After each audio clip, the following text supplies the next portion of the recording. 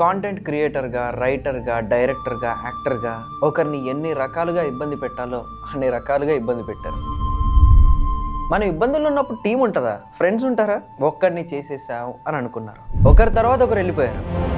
South India's biggest long form channel Tej India 5.6 million subscribers ఛానల్ని లాగేసుకున్నారు. మాకు రావాల్సిన డబ్బులు అన్నింటినీ ఆపేశారు. ఇటుక పేర్చుకొని 8-9 సంవత్సరాలు కష్టపడి బిల్డ్ చేసుకున్న మొత్తాన్ని లాగేసుకొని నన్ను జీరో చేసేస్తే ఏం చేస్తాడో చూడాలి అనుకున్నాను. ఈ 8 నుంచి 10 నెలల స్ట్రగలింగ్ పీరియడ్లో నన్ను నమ్మి నా కష్టాల్లో నాకు తోడున్న నా శ్రేయోభిలాషులకు, నా తల్లిదండ్రులకు, నా సోదరులకు ఎప్పటికీ రుణపడి ఉంటాను. ఈ స్ట్రగలింగ్ పీరియడ్ మొత్తం కూడా నాకు చాలా నేర్పించింది. మనతో ఉన్న ప్రతి ఒక్కడు మనవాడు కాదన్న నిజాన్ని నేర్పించింది. ప్రేక్షకులుగా, సబ్స్క్రైబర్స్గా మీరు నా మీద చూపించిన ప్రేమ నేను ఎప్పుడూ కుంగిపోకుండా చేశాయి. మళ్ళీ మొదలుపెట్టాను. 8 నెలల్లో 12 లక్షల సబ్స్క్రైబర్లు. అన్నీ పోయి కింద పడిపోయినా పైకి లేచే ధైర్యాన్ని ఇచ్చారు మీరు.